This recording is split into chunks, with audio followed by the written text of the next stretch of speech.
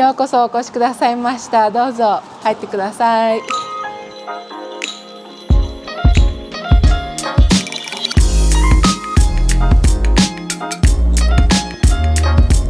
はい、じゃあ今日は私たちの住むルームツアーを始めたいと思います。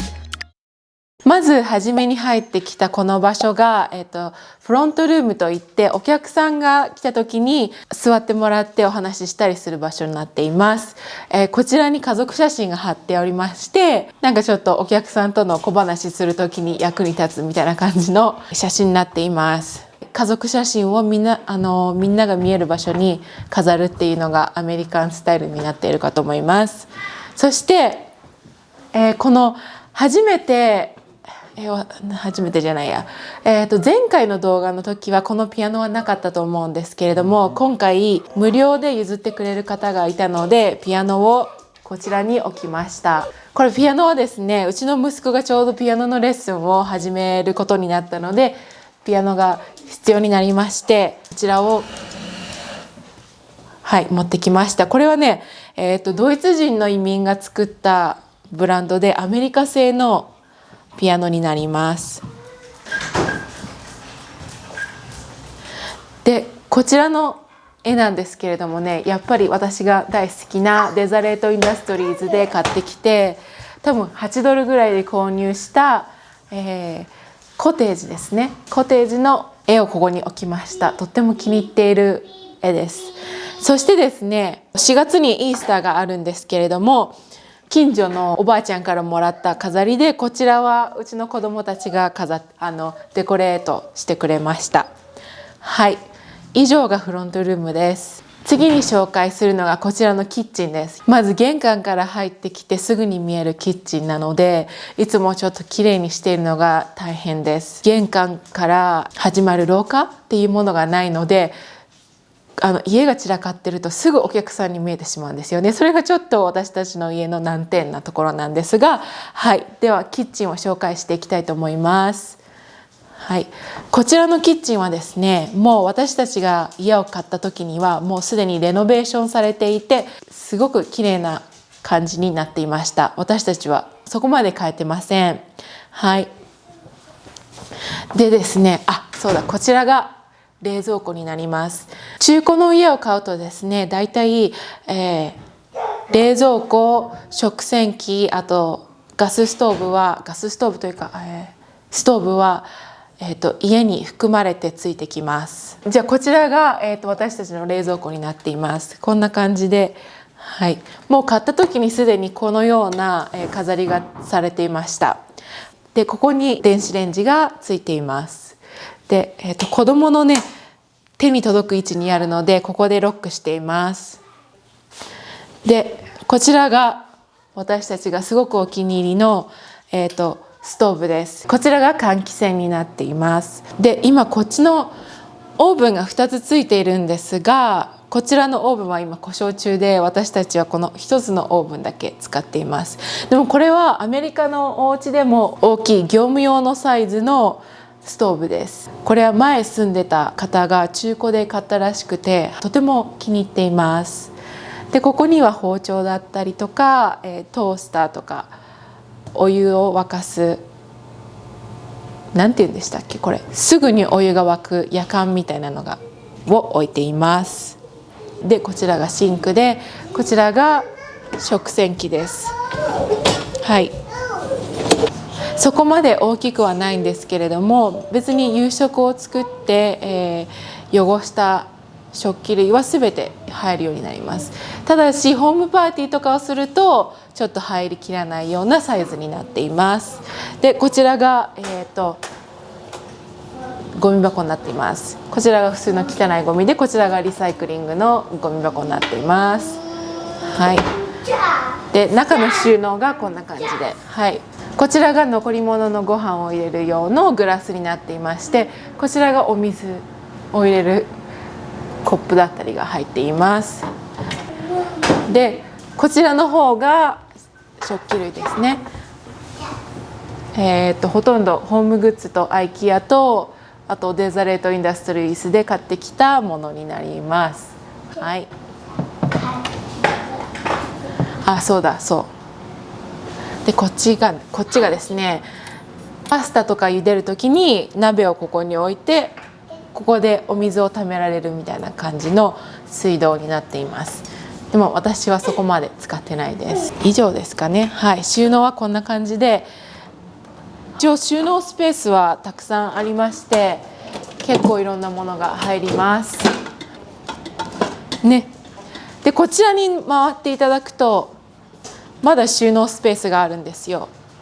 はい、ここ一面が収納スペースになっておりまして、ここにはパーティー用の大きな大皿だったりとか、お菓子を焼く用のケーキの型だったりなどをこちらに入れています。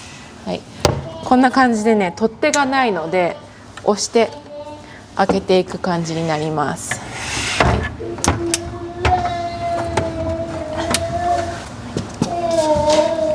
はい、こんな感じで、これはクリスマス用のお皿だったりとか、これシフォンケーキのやつですね。はい、がここに収納されています。はい。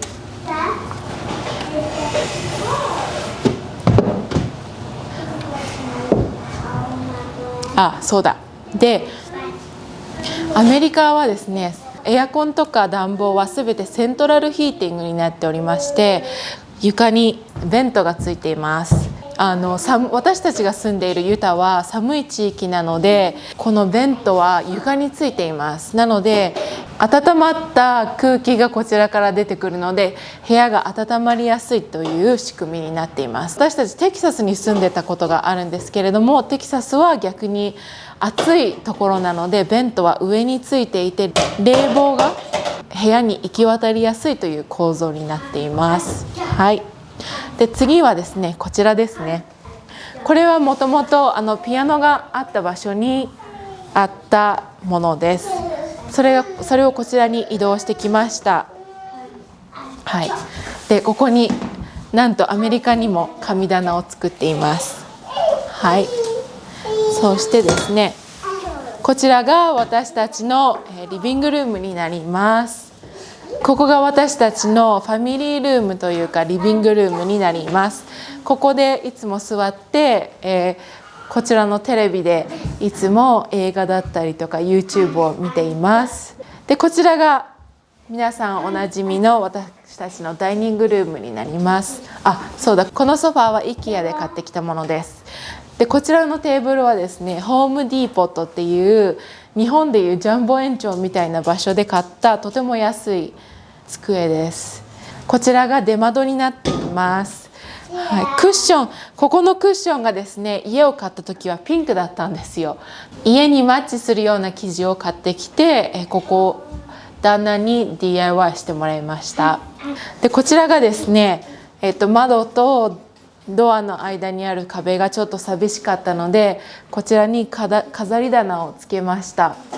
でこちらはデザレートインダストリーズで買ってきたものがほとんどなんですが、デコレーションをどうしようか悩んでいるところです。はい、で次にこちらの、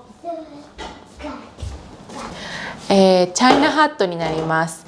はい、こちらはですね、Facebook マーケットプレイスで買ってきたチャイナハットになります。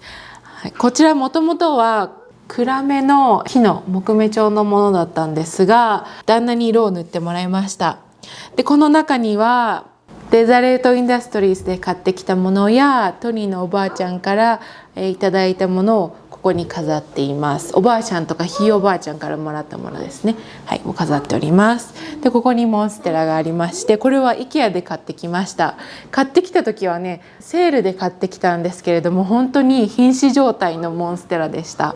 でやっとちょうど芽吹いてきたんですけれども、その間も私たちの子供たちに葉をむしられて一回死にかけてます。はい、それでやっと綺麗な葉っぱが生えてきたところでお気に入りのものです。でこちらのねポットも可愛くて、地元の、園芸屋さんで買ってきたポットになります。でこちらがテレビで、こちらがガスの暖炉になっています。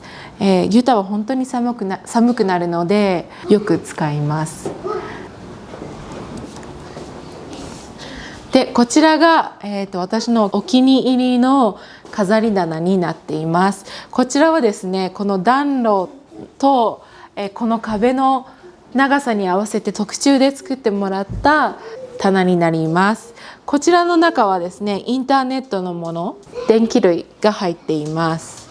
でその上にはです、これは日本の箱根で買ってきた切子細工の絵ですね。でこちらがですね、私の好きな石になります。これがですね、クリスタルのクラスターですね。はい。マーチャー、can you get out? All right, good girl. That's my home. Okay, that's your home. そうなんですよ。ここにね、テントみたいなものを出して、はい、もうあっという間にクッションも全部ぐちゃぐちゃにされました。いつもこんな感じです。はい、こうやってね、Henrik, you like to make a fort, right? そう。Did I just make homestead? はい。マーチャー。そう、このねクッションを使って秘密基地をよく作ってますね。はい、going back here.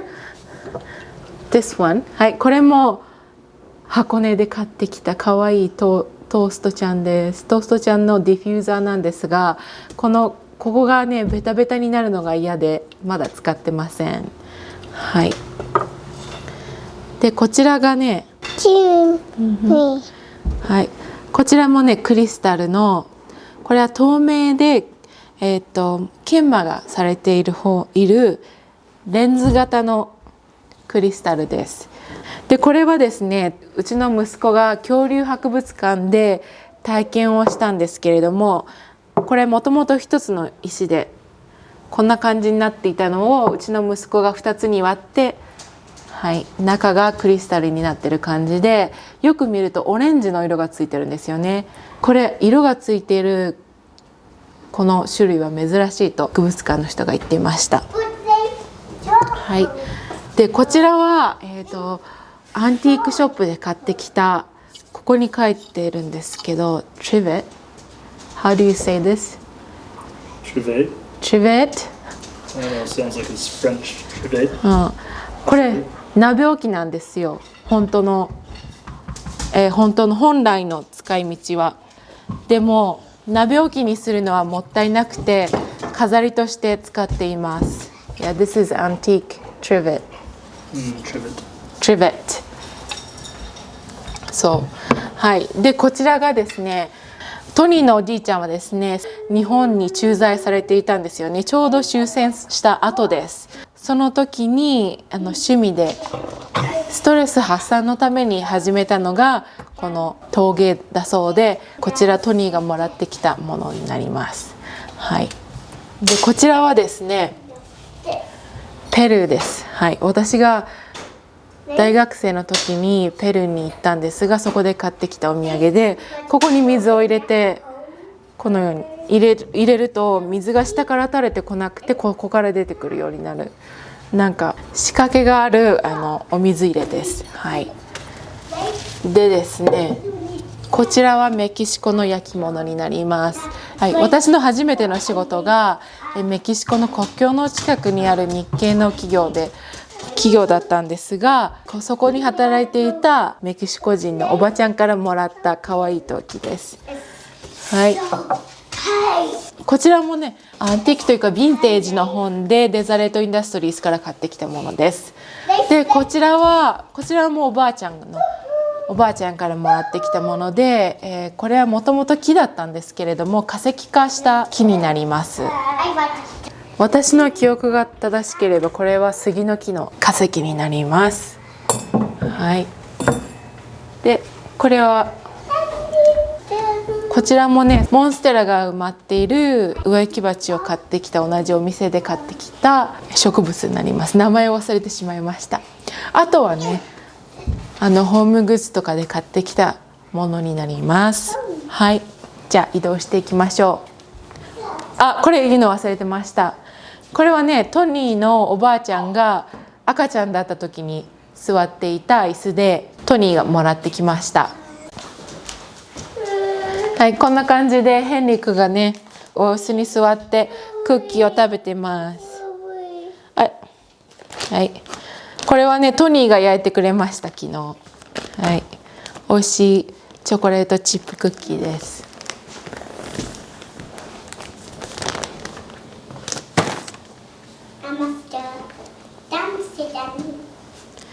Good job.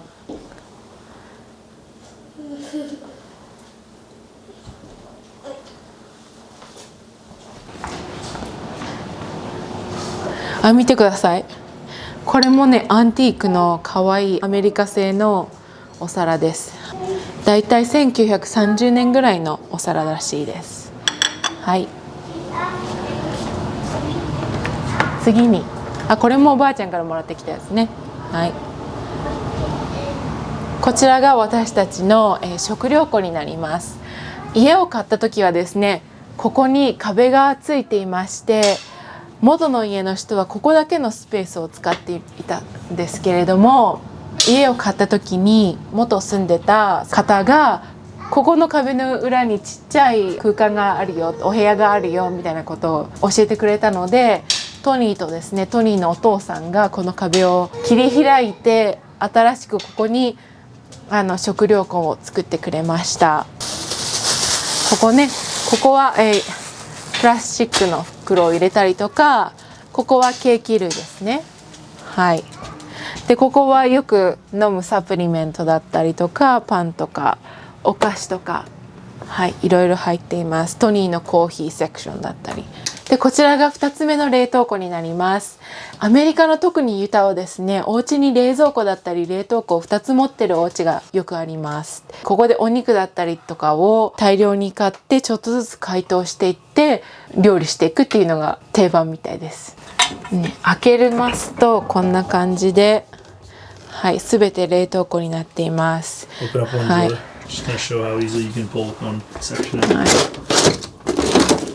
はい、こんな感じで私たちもお肉が安い時に大量に買って、保存したりとかですね、コストコの冷凍食品をここで冷凍しています。で、ここはですね、もともとあった扉です。もともと住んでた人はここをバスルームとして使っていました。それでいろんな人が住むにあたって改築していくうちにいろいろ間取りなんかが変更されて、ここの空間がなぜか閉じられてしまったようなんですが、もともとはね、ここは、ピンクの壁紙が貼ってあった、バスルームでした。はい、なのでここに水道のね、はい、もあるんですよ。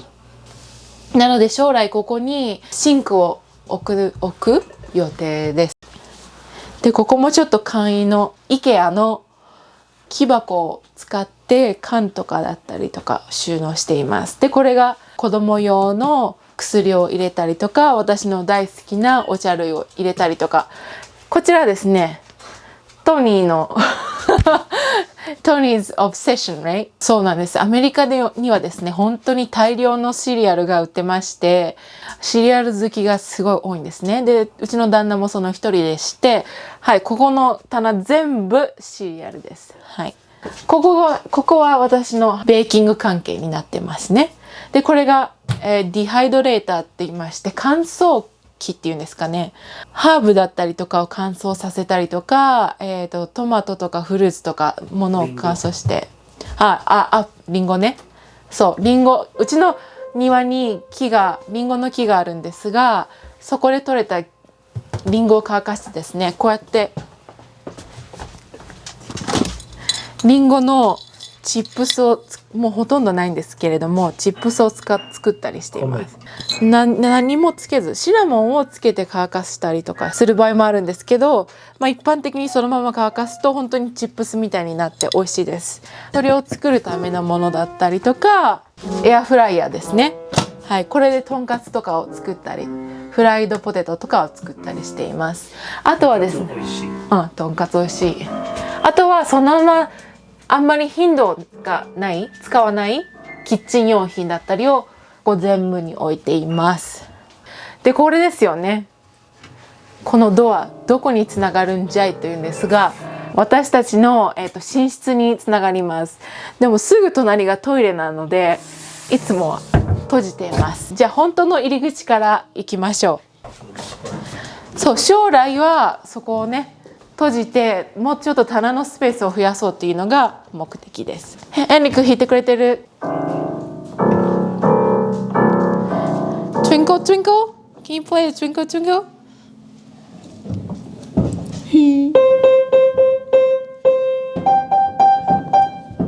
はい。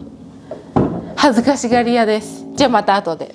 こちらが私たちのメインベッドルームになります。あ、そうだ。はい。ここはですね、アンティークのステンドグラスを見つけてきてここにはめる予定です。いいものが見つかってないので今のところはちょっとクッションでカバーしてます。はい。でこちらのメインのベッドルームなんですがこれですよね。これが私たちの家は1902年に建てられたんですけどその時のオリジナルのステンドグラスがここに入っています。ステンドグラスじゃなくてベボルドグラスっていうみたいです。っていうのは、はい、ここのよく見てみると切り込みが入ってますよね。それをベボルドっていうみたいです。そうするとですね、こちら西向きの窓なんですが、ベッドに虹色の光が反射してとても綺麗な感じになります。はい、こちらの、角にはこちらもデザレートインダストリースで買ってきた緑の椅子と IKEA のランプを置いています。ここはですね、前のオーナーが設置した暖炉がついています。はい。こんな感じになっています。はい。で、ここにテレビをね、こちらのテレビでね、リビングルームにあるテレビよりも5インチぐらい大きいんですけれども、これをどこに置こうかまだ決まってないです。はい。でもここに置くか。どこに置くか決まってないのでここに置きっぱなしという状態になっています。でここにあるチェストもですねデザレートインダストリースで買ってきたんですが見ての通り使い込まれてるんですよね。プランとしてはこれをヤスリで削ってピアノと同じぐらいの色にしようっていうのが私たちの計画です。次に私たちのメインバスルームになります。はい。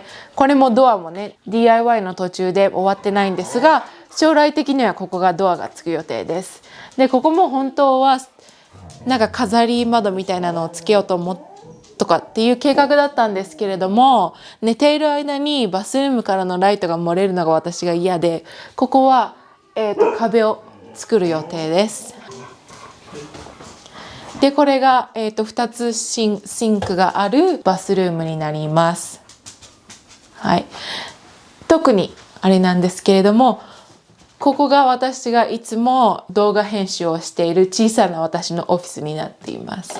でこちらがですね私たちのクローゼットになります。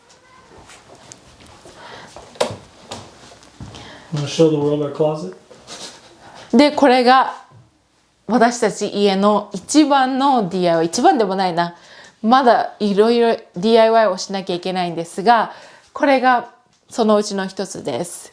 この状態で家を買っていまして前住まわれていた方もあまりにも大きいプロジェクトだったようで後回しにしていたみたいです。それで結局終わらず私たちがこのまま引き継いだって感じです。こちらのバスタブはね私たちで買いました。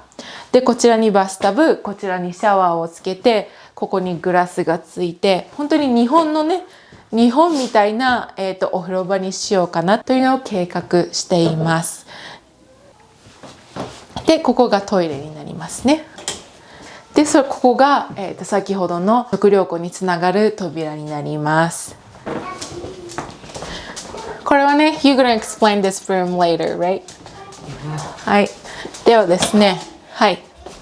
こちらが2つ目のバスルームになります。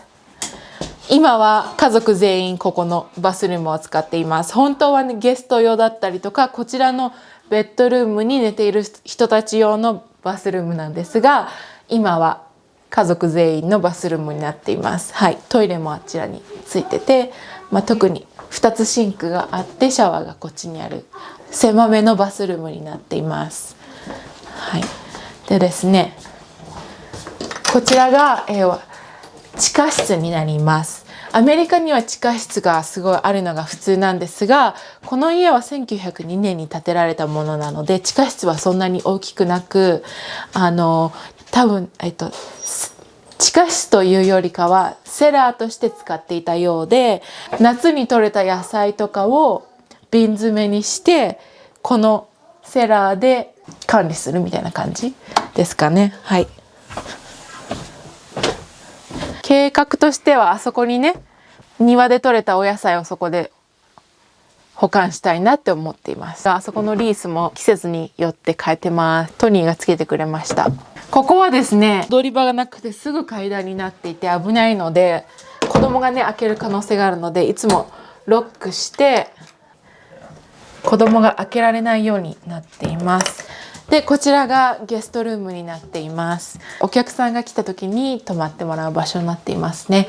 こちらはですね、東に面していて朝日がとても綺麗だし、山が窓から見えてとっても綺麗なので、泊まってもらうと朝気持ちよく目覚めてもらえる場所になっています。はい、これがトニーのオフィスです。トニーはですね、在宅ワークなのでここでいつも働いています。で、こちらが子供部屋になっています。いつも汚いんですが、はい、こんな感じでおもちゃが大量にあります。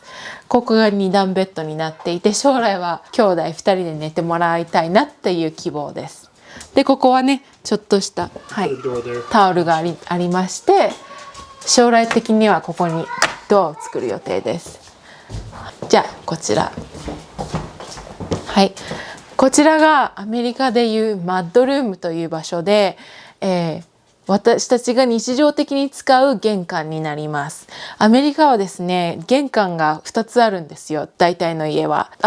メインの玄関はお客様用にいつもきれいにしておく玄関で、こちらが自分たちがいつも使うちょっと汚くなっても OK なような感じになっている玄関です。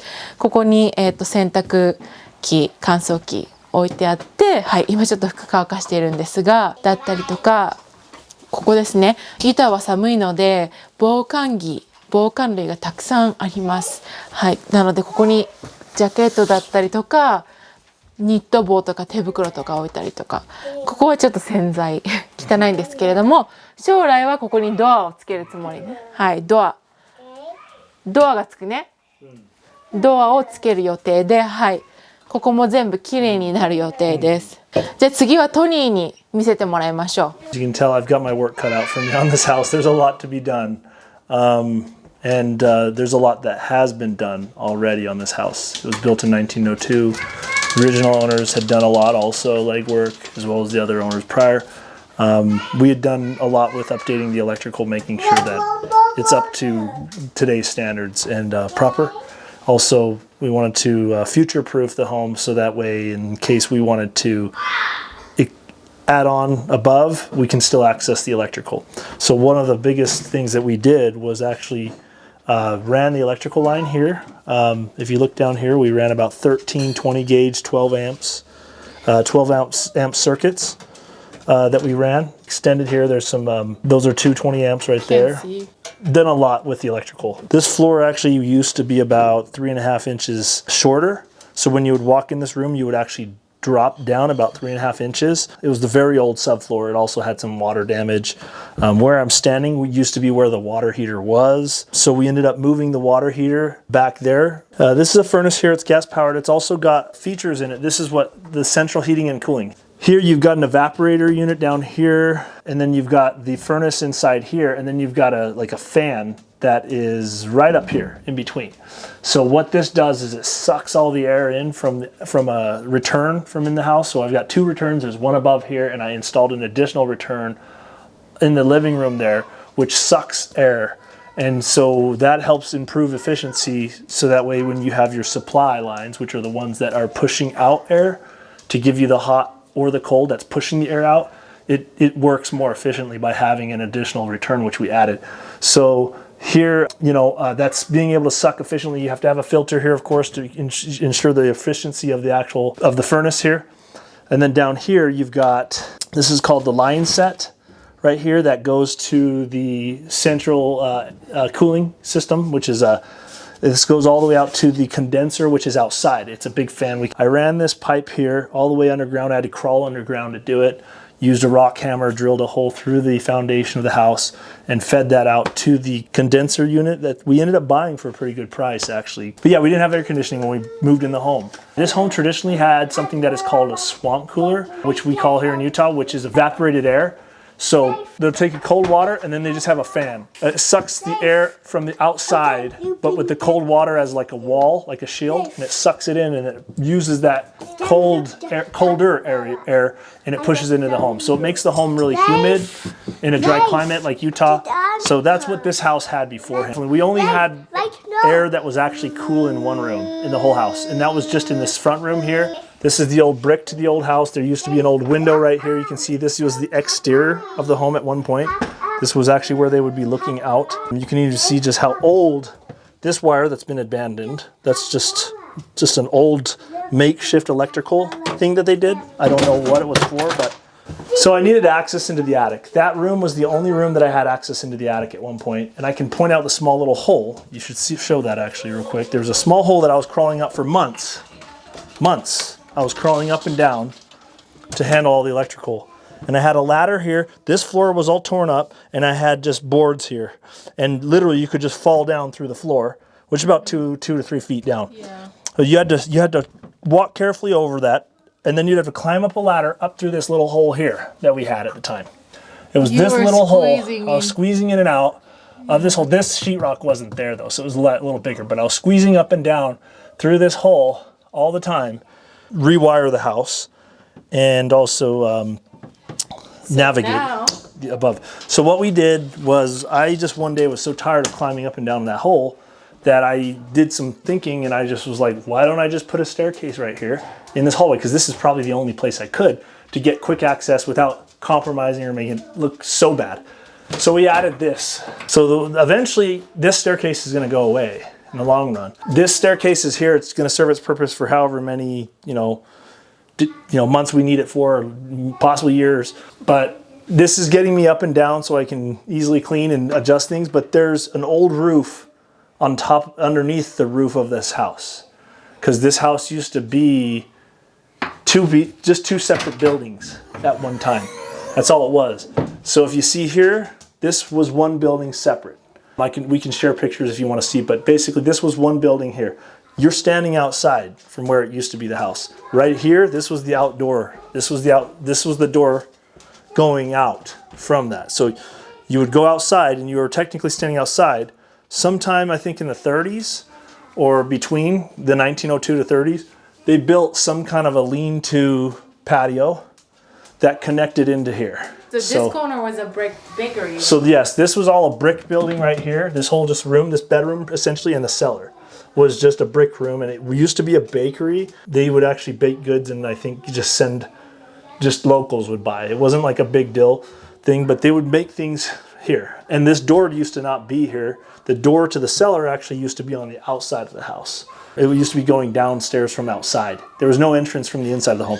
Where we're standing used to be a driveway. There used to be some cement stairs right here that were coming out, down. It had this lean-to kind of cover over here. And I speculated in the 1930s because the Coca-Cola sign, which was massive, it was like 8 feet by 3 feet. They were using that metal as a way of like sheathing to actually protect. So maybe money was tight at the time, so they're just using anything they could to cover that roof. Okay, well this garage is a giant mess. Okay, all right. We got this cover that we installed, which has been helpful to protect the cars. This garage, I'm just gonna warn, it's extremely dirty. I haven't had a lot of time to clean it up, but it's just a bunch of things I've thrown in here. It looks really horrible, to be honest. My plan, to be honest, is just declutter all this and then paint it like all white and have uniform shelves. It's a lot of work, but just a good weekend, I could really knock it out. You have just A lot of have junk. junks. Yeah, a lot of junk. It'll get cleaned up, but some things are obviously useful and they're hard to get rid of when you know that you have upcoming massive projects still, like to rebuild above the house or finishing other things. So you can't throw everything out completely yet until you're finished. こちらがね出窓になっていて、さっきのドアなんですが、こちらがパティオになっています。冬は寒くて使わないんですが、春夏秋は本当にユタは天気がすごくいいので外で食べたりします。今ここはねカバーされてるんですが、ここのテーブルで、ご飯をよく食べています。でここですよね。はい、お隣さんからも丸見えなんですが、ここにですね窓を付け足しまして、ここ今ちょうどパイプがついているのはですね、屋根裏を片付ける時にここからゴミを捨てて、ここにゴミ箱を置いてきれいにしやすいようにパイプをつけています。すべて窓からゴミを全部出し終わったら、このパイプは全部閉じて、そこに窓をつけるっていうのが次の計画です。でこれトランポリンですよね。アメリカのお家でよく見かけるトランポリンになっています。じゃあ次にこれがねエアコンになっています。アメリカではねでっかいサイズのものを使います。でこれが裏庭になります。これはねもともと家を買った時についていたもので、これはお隣さんからもらいました。すごいお庭大きいですよね。これも私たちがお家を買う際に気に入った理由の一つです。でこれがリンゴの木一つ目です。はい、リンゴの木で、あちらもリンゴが3つか、アプリコットと桃の木があります。はい、なので秋に収穫してチップスだったりとかアップルパイとか作っています。でこちらがですね買った時に前の奥さんが作ってくれたお庭になります。春になると藤の木が咲いてとっても綺麗なアーチになっています。はい。でこれがちょっとした小屋で、ちょっとまだ DIY を全部終わってないんですが、はい、こんな感じでですね、はい、今はガーデニングのツールを置いたりしていますが、将来はここをねオフィスだったりにお茶を飲めるねカフェみたいなものにしようかなというのが私たちの計画です。はい。でね、ここバラが全部ねその奥さんが植えてくれていて、本当に満開になると綺麗です。でこちらが家庭菜園になります。まだ片付けてないのでとっても今汚い状態なんですが、はい、ここにトマトだったりとか、すごい This is garlic。 去年の冬に埋めたニンニクが芽を出しています。ちょっと本当に今きれいにしないといけないね。桃の木でリンゴの木ですね。前住んでた方があんまり木の手入れをしていなくて、買った時はリンゴの木がすごい大きくなってしまってました。これライトね、これつかないです。大きくなってしまってたんですが、収穫しやすいように本当は低くしていかなきゃいけないんですよね。Okay, so we're going to go ahead and go up these stairs now. Show you just what it looks like up here for now. Dirty up here, that's an old sign there. That's the pipe that's going down. All of this is coming out, all this wood. There's no point to have all this up here. We're tearing off this whole floor, so see this whole roof. So that, you can see that was the old roof there. And it would lean down, and then it had another roof over here. And I've had a friend who's a structural engineer as well as also carpenters come over and give me some advice on things. So that way, everything's all up proper. That's the old Coca-Cola sign right there. They had two of them that were on top of this roof. You can see that this is how so the old structure was right here. They built this roof that was kind of a lean-to there, patio, and then it leaned into here. And I imagine they had they did pretty good job with blocking a lot of the water that would try to get in here. but it was just like a massive chunk of tar. There's the dormer that we've got cut out in the back of the house, right here.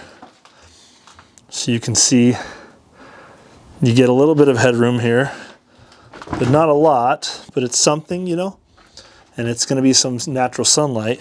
A lot of room in here, and this will be a great open room. This is the other dormer that we have on the front of the house, you can see.